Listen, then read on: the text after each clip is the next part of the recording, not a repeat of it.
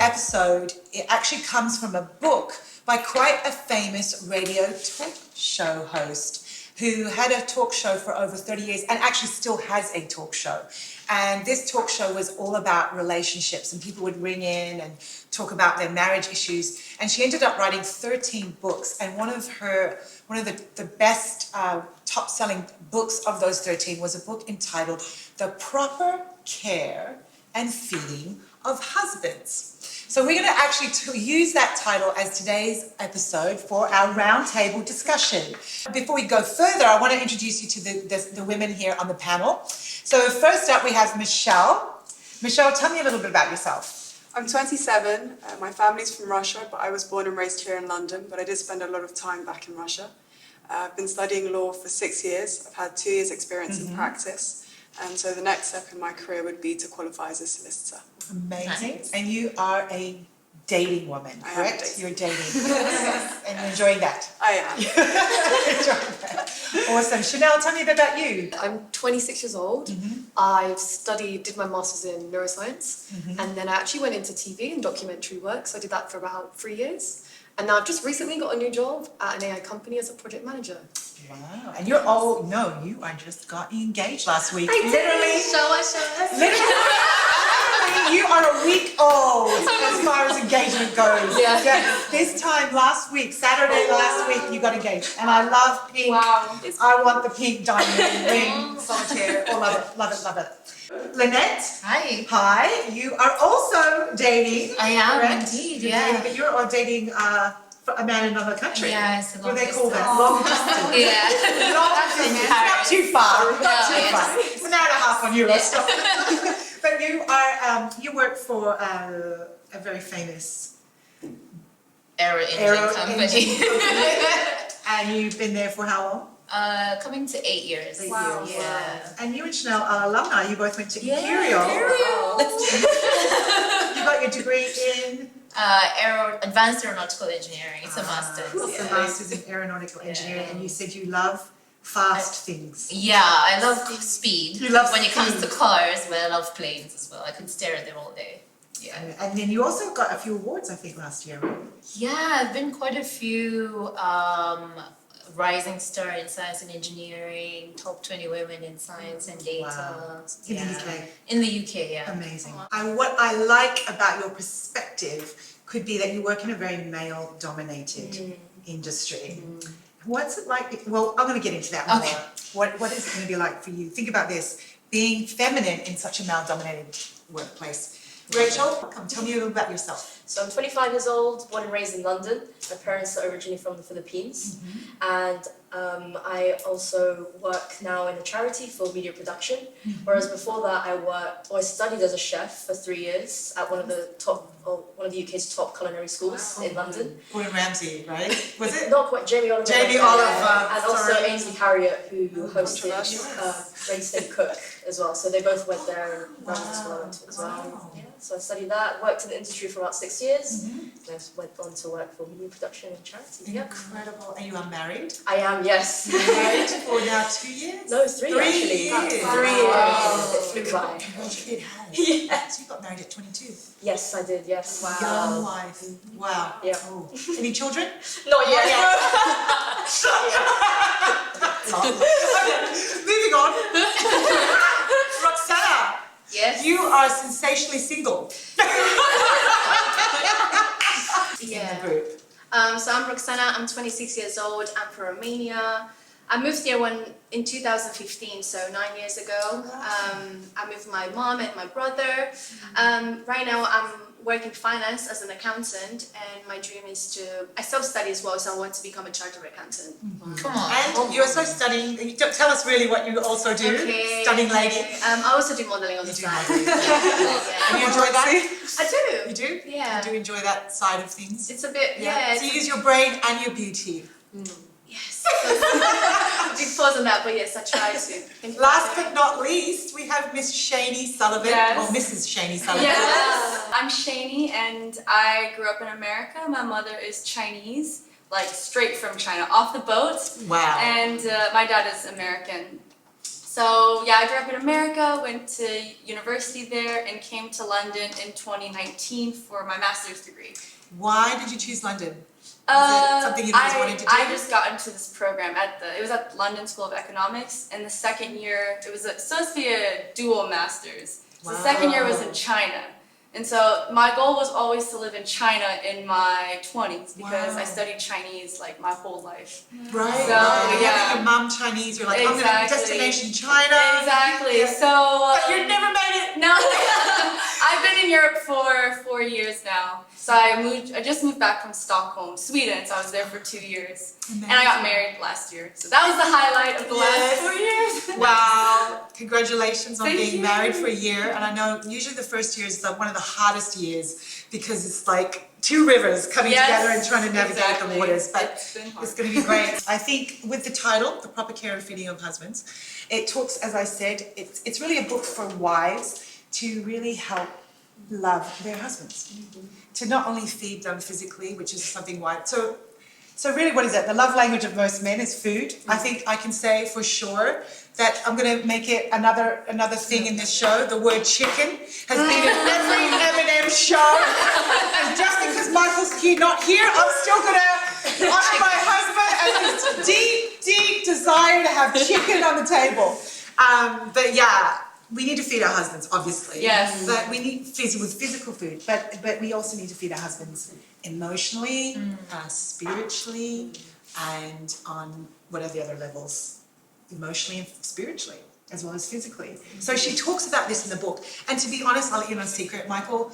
When we got married 21 years ago, he had put this book on my desk and said, I think this would be a great read. And when I saw the title, I was like, why isn't it say the proper care of feeding of husbands and wives? Like, why is this so one-sided? What about my needs? What about me being fed? And it took me a long time to read. And she's like a straight shooter. She's just like spits it out. She's like, girl, you better do this, this, and this. Girl, you're selfish. You're this, you're this. Wow. You prioritize everyone else. And I was like, I am not reading this anymore. But after 21 years, I crawled back and I got the book off the table and I went in the closet and read it. Because I was like, I better know what I'm doing. Because I'm not doing a very good job. So yeah. So that was my first take on it. What was your first take on it, Rachel? As soon as I read the topic, I'm not gonna lie, I laughed. Out loud. Yeah, I was like, Why? oh wow. I think it came as a little bit of a shock. I was surprised because I was like, what are we going to talk about? And then was talking about this. And the first word that popped into my mind was roles. Right, okay. And how did that make you feel? Not gonna lie, I struggled. Yeah, you struggled. Yeah, and I think this is something I've struggled with for quite some time, even in my marriage. Sure. And knowing we've been married for 3 years, it's still something I'm trying to embrace. But my husband loved it. Like as soon as I told him the topic and what his initial thoughts were, he was like, "No, the husband gets the house, the woman makes the home." Yes, and read the other things he said. So I thought this was hilarious. That he actually had a sermon. He's like, he was ready to. he just writes stuff out. Like, tell me more. So the first thing I shared, so he says the husband gets the house and the wife makes it a home. True. The husband is the protector, the wife is the caretaker. The husband is the warrior and the wife is the cultivator. Wow. Yeah. So it was music to his ears. It was me. He was like, okay, do you need it now? Okay, yeah. And so tonight he's going to be like, so babe, what did you learn? Okay, so why do you think you had that? Why are sort of more traditional roles like the idea of the wife taking care of her husband, making the home, being a caretaker rather than the warrior? Because I love the idea of a warrior, right? Yeah, I love the idea of being someone's boss. I love the idea of leadership. But like for you, why do you think it's been such a battle? I think for me, especially with growing up, it was a very confusing dynamic, even between my parents, and growing up we had like a guardian take care of us, and it was just the dynamic was just very odd. I wasn't sure, okay, who was leading the house, It was very ambiguous. Who was mum and dad? In a sense. Exactly. Who was the leader? Who was the provider? Who was the protector? Yeah, and I think as well, so my brother and I's guardian, when he raised us up, he was more of like a dad than my physical dad, so then that was a bit confusing to me as well. My dad would be there present, like physically, but emotionally aloof, not really there. And then my mum would kind of be running the whole show. So it just caused a lot of confusion. And because there was no like protection, especially when there would be arguments or just conflict in the house, it was like no one would stand up and protect. Like I remember there was a moment where my brother and my guardian were arguing and no one was doing anything, so I was like, okay, let me step in. And then I think from that point onwards, I just decided, okay, I'm going to put myself in this position. Right, I've got to fill the gap. Exactly, yeah, so that's kind of... Right, so sort of a part of you just was like, I need to be in control. Yes, yeah. Right, so now in your marriage, where actually your husband's quite a strong sort of, well, he loves, you know, he loves to be the leader in a good way. Yes. You know, provide for his family and stuff like that. That brings sometimes conflict. Yes, it does. Do you think it's because of trust? I think feel so. Like it's hard to be vulnerable? Yeah, definitely. It was funny because I was talking with the girls earlier about how I can struggle to communicate what I feel because I don't like being perceived as weak.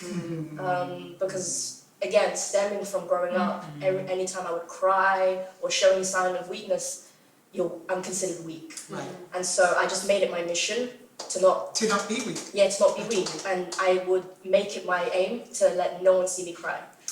Oh, yeah, and what's so funny I've found in my marriage is that it's actually when we're vulnerable and weak that men actually, that is almost like the go button for a man. You activate.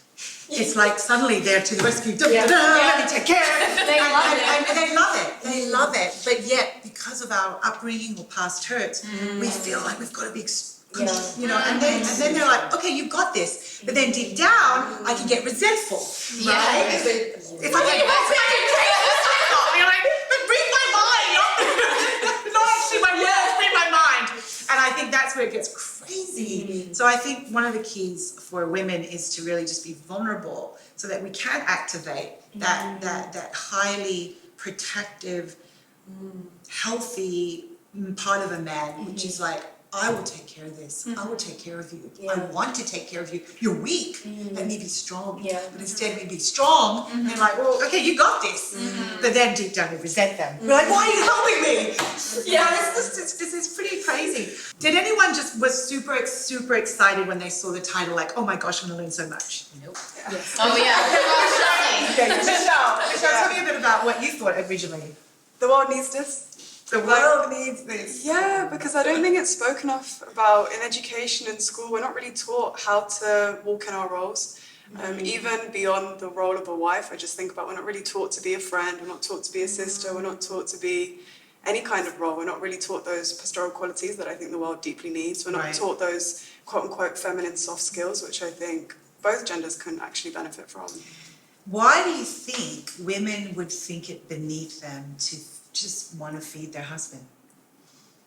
Like, why is that so demeaning to some women or offensive? I guess because the way the feminism movement has put forward this narrative of, okay, your freedom lies in your independence, to be able to make your own decisions, because the feminist movement, its origins were actually of not the worst principles. It was more political. It stemmed from the suffrage movement. We want political rights, even though it had its own fundamental issues. And then when you kind of saw the second wave of feminism, it moved more towards a cultural feminism. That's when we really see this cultural clash of roles. And I think that's why now probably women think it's beneath them, because they now don't see this as something that's going to empower them, but something that's actually going to suppress them. It's, it's not I get to cook, it's I must cook. And I think that in itself as well, it's almost like compromising our autonomy. And I think maybe that's not even just a woman or a man thing. It's like no one really likes to be told what to do. I was already going to do that. You didn't need to tell me to do that. I can be very much like that. I can have it in my mind to do something, and if someone's like, hey, don't forget to do that, I'm like, I don't want to do that anymore. Right, it kind of takes the joy out of it. And so I think we're being fed narratives constantly through the media, through politics, through school, through even our own parenting. And so, yeah, I think there's definitely been an agenda behind the scenes to want to break up the family unit. Absolutely. And so through that, I think that's where feminism has landed us. And now we've kind of got this distorted view of what it actually means to walk in your femininity. Can I share on that point, actually? It's so funny because when I got married, I was actually really excited to cook for Ryan. Oh no.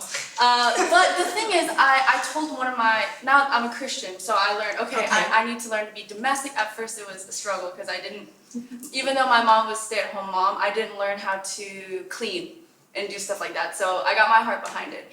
But when I told my non-Christian friend, and I was like, oh yeah, I need to go and cook food for Ryan, that's what I have to do. She was like, oh no, you shouldn't make him do that. And so from that, I actually felt kind of embarrassed to talk to my non-Christian friends about oh, now that I'm married, I need to get home early so I can cook. Right. I need to take more time to clean. So it's really weird because a lot of them, my non-Christian friends, they're all like career women. And so they just can't understand. And maybe just because they're single, so, they're not married, so they don't understand. But I just found that to be a big thing. Getting married is how much time. That's why I laughed at the title, because I literally was thinking, like, I spent so much time trying to figure out the correct portion to cook and how much to pack and what to make him to eat. And I personally enjoy it because I like to see him happy and eating. Right, I don't mind doing it, but I just think it's interesting, like that when you felt you naturally wanted to do it, and you were feeling confident about it, and like you were pleasing your husband and giving him a gift, but then when the eyes of someone like the world, let's say, or another narrative, the feminist narrative, they shamed you. They shamed you. And I was like, okay. So you really felt the agenda, and so you wanted to hide from that and couldn't get embarrassed by that. Yeah. So, but what a gift that you're bringing to your husband by doing that and serving him in that way. Yeah. What was his take on the title? Did he? Was he fired liked up? it. Yeah, he was fired up. He Yeah. was like, it's about helping our man be successful. And so I really liked, because before I got married, I really felt like everything is about me. Like, it's the shady show, woo! But then when I got married, I realized it's not about me. Like, when the family and when everything's about him and when I'm like supporting it, then my needs are actually taken care of. Yeah. Versus like when I try to be the star of our dynamic, then it's like, then we clash. But if I just like, you know what, let me just help you be not like the star, but you're like the main guy, then I'm okay. You're the head of the household. Yeah, exactly, yeah. Which again, doesn't take away from who we are, our value. And I think that's where the feminist movement have got it really wrong, is because they see it as mutually exclusive. Yeah. But actually, yes, we're equal, but let's not throw the baby out with the bathwater. Let's also have, let women also stay in our role or things that we are naturally good at, so that men can do what they're naturally good at. And when both sides are doing that, it actually brings that harmonious home that we so craved even growing up. And most of us did not see that growing up, where our mothers and fathers were in their beautiful roles. But I liked what you shared, Chanel, because I think you said that you were very feminist in growing up, and that you were actually, you called it Gender fluid. Gender fluid. Now, I've never said that word in my life, because I'm not from your generation. Right. Gender fluid, what does that mean? It basically means I could be anything I wanted to be. Wow. So any male or female? I could morph into whichever I preferred. Okay. Yeah. But there are just two. For me at the time, unless it's gross. I wonder. Are there more fluids?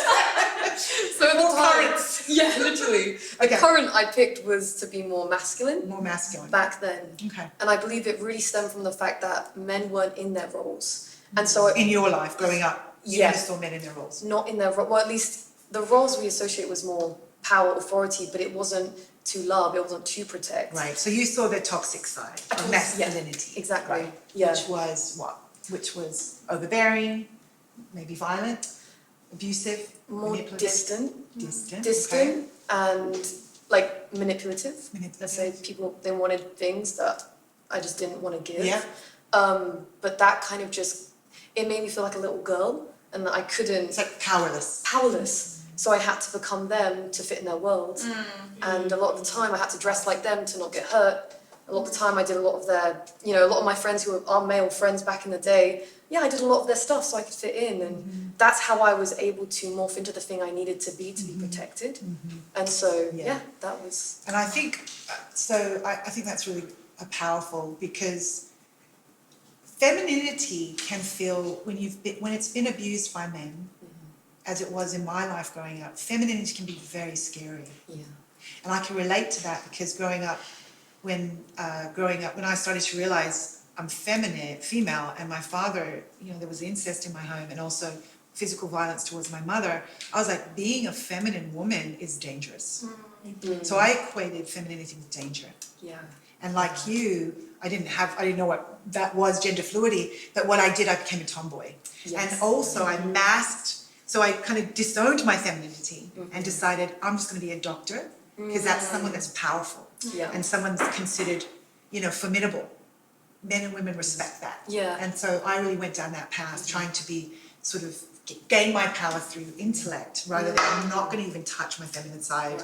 Yeah, But that changed for me, but I know it also changed for you, right? Because you told me that now you are excited to be a feminine woman, and you are a beautiful feminine woman, engaged to be married. Tell me about what changed your perspective, what helped you stay, how did you own femininity and not be terrified of it? That's a big question. It is. Yeah, it is a big question. Maybe you don't even know. It's a journey, really. It's a journey. It's a journey. I've just been with women who accepted, who loved it, and it was so raw for me, because I didn't have women, that kind of culture, but the women that did take it on, they were like, no, this is beautiful. And I saw that it was cherished, but I didn't see it By cherished men before. As well. Yes. By women and men. And men, yeah. It wasn't just the women like, oh, we're pretty, we're all this, and then they go out and hang out. It was like, no, the men appreciate and respect that. And I was like, wow, it's loved, it's taken care of. Wow. And for the first time, I had to admit I liked the colour pink at one point. I remember when I was like, I had to admit it. I was like, I like the colour pink. Sorry. No! And I felt like the worst criminal in the world. Yeah. The worst criminal. Yeah. You are doing a disservice to the suffragettes. How dare you? Exactly. Similar to Shady, you feel embarrassed. Yes. That is so wrong. Yeah, definitely. That is so wrong. Yeah. Okay, that's really interesting. So thank you for sharing that. So women role models, and also men that cherished the femininity. Definitely. And also took care of it, because I think femininity can be a scary place. I think about you, Roxana, because speaking of femininity, I see you as highly feminine. In the most beautiful sense of that. Thank you. However, as I said, there's brains and beauty there, because you're not just a pretty face, and there's nothing wrong with just a pretty face, but you really embody to me, a successful woman, because you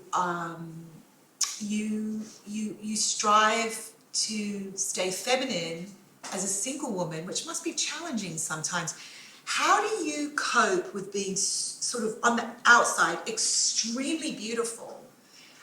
Do other women find that intimidating? And do men kind of go after you? And is it sometimes scary? How do you wrestle with those things? Well, have you thought about that? Yeah, a lot of times I think that's why I struggle to be like a girl's girl, because most of the time women were like the girls that I would hang around with, they were really jealous of me, and I never really understood why.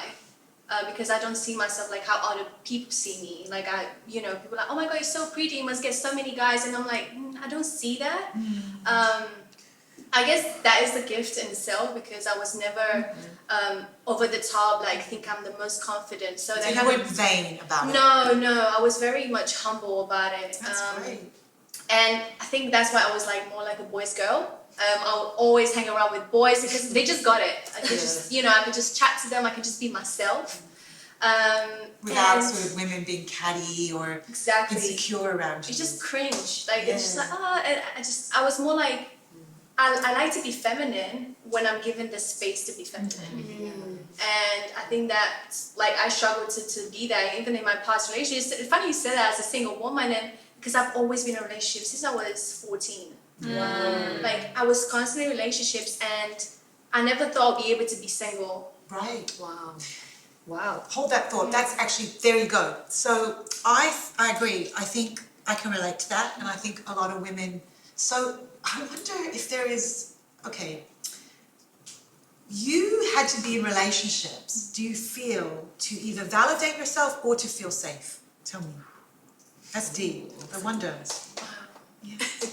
That's a really deep question. Yeah. I think it was a bit both for me. I think I was looking for protection because that boyfriend, what gave to me was like father, mother, like everything. Yeah, protector. Everything. Yeah, So I was clinging on to that person. So like my happiness was in that person. Okay. So a bit of both. I love this. So this actually, and I relate to that because I said I was a serial dater.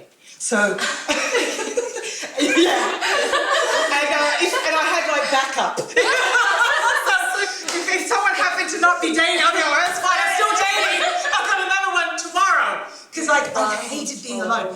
Now I have examined it, and I realized that girls need dads. Yes, definitely. And I think that femininity can continue to blossom and even become more beautiful as it's so helped when there's a father figure in our lives, because we don't then need that male protection, because it's the man is there, your dad, to say, babe, you know, that's not safe, I don't like him, just be careful. Not in a horrible way that some dads were like mine, you know, it's like just like you're, get the heck out of here, but more like watching over you, watching over, making sure you're okay, you know, reminding you, don't get cabs at 3 a.m, you know, stuff like that. I'm worried about you. I think that's what led to a lot of disappointments in my dating relationships. Like I ended up in situation where I should have ended up because I didn't know my worth. Like I didn't know, you know, like and I would hear stories, my friend, like her relationship with her dad, and I'm like, would you really have that? Like your dad just buys you flowers, and I'm like, I couldn't relate. So I never had like a daddy's princess, or like, so I don't really know, even now as a single, obviously I had to go through a lot of that in order to now find my worth and understand. Obviously God helps me a lot with that, to fully understand, okay, this is what I like, and it's okay to want these things. That's really beautiful, and I think that now again, you know, some people may be looking at thinking, okay, are you saying that I need a man to feel safe? I'm not saying that, but I'm saying that God ordained the family dynamic to have a father and mother, and that he ordained that the father would always watch over us, and even biblically he's our God, he's our dad, and that in and of itself, even though some of us didn't have great dads, that filled a role in me, and a place in me that, like you, I could remain single and celibate and not need another boyfriend when I found my relationship with God, because I was like, I'm okay. I've got God. And what's also beautiful is now for you, even you have spiritual dads, right, that can take care of you. Absolutely. And watch over you. Well, I'm grateful that I get to allow the spiritual fathers to be in my life and to get advice from them, because very much if I see a male figure and if I can sense they're a bit more masculine, I immediately just want to cave in. Like it's not comfortable, because I'm a strong woman, so if I can see the brother or like somebody's not really, I'm stepping in. But if I can sense the energy, I'm already subscribed. I'm like, okay, you lead, like you do, I'll just follow. So yes, it's just so natural for women to do that when there is, you know, the masculine. And do you think women desire that? Absolutely. Absolutely. 100%. I think we're natural followers. Yes. Now, does that demean you as a woman to say that? Absolutely I'm a follower? not. Wow. I think in the world it does. I think Michele was sharing about how, you know, this feminism, like, oh, you don't need a man, you can do all things. You can, but where did that get you? Right. Right, exactly. Before, the idea of following you was like, no way. But then when you came into a relationship with God, you don't feel like being a follower takes away from your value, right? In a way, while I've been dating, I always desired for the men to take lead, but I just didn't feel like that was the case. when I would express my emotions or how I would feel or feel neglected, I was most of the time manipulated or thinking that I expect too much. So now I think I just learned to mask my feelings and just appear strong. And I think now when I see leadership take on, or somebody that truly is like, you know, I'm gonna take care of you, it's kind of like, Are you sure? yeah, like, This is foreign. do you have this? Like, Do you really have this? do you know, can you handle me? Like, it's like, I'm a lot, so. Oh, you're not a lot, sis. You're not a lot, Roxanne. I like what you said about just that idea of leadership and wanting to be a fellowship. But it's very different in the workforce, and especially in a male-dominated society, Lynette. Male-dominated industry. Yeah. How does that work for you at work? Being feminine around, you know, Very challenging. I can imagine. Yeah, it's challenging because And you also have a leadership role. I do. Yes. It's so confusing at the same time. It's challenging because in the workplace you don't show up in these gender roles. You show up as equals to do a job. You've been hired to do a job, so nobody's looking at, oh, you're the woman, you're the man. You're the job. And so it can be really, it's challenging in the sense that I almost have to show up differently in the workplace. And there's also, so the workplace is dynamic in the sense that it has conservative mindsets that are still not even past suffrage, and then you have people that are very liberal, that they're like, my daughter needs to be able to be in the role I'm in today, you know. And so it's such a dynamic space that not every meeting is the same, not even every engagement is the same, and your role, your progression can suffer from the fact that you're not a man, because people still have conservative mindsets that only men can do certain roles, yet you both showed up with the same resume, if not better. So I think this whole topic can be very complex when you come into the work setting, because you can't really show up in those roles, because no man in the office is showing up to be your leader or your nurturer or your protector. They're showing up to do the job. In a way, then at work we are in a sense gender neutral, in a sense, unless, well, obviously there are some work roles or work job descriptions that men are better suited for. Right, like firefighting potentially, or roles or feminine roles that you will see a higher probability of nurses, for example. But in a regular job, office jobs, we're gender neutral, so it doesn't really matter. But do you change? Do you have to get tougher at work? I think as a woman.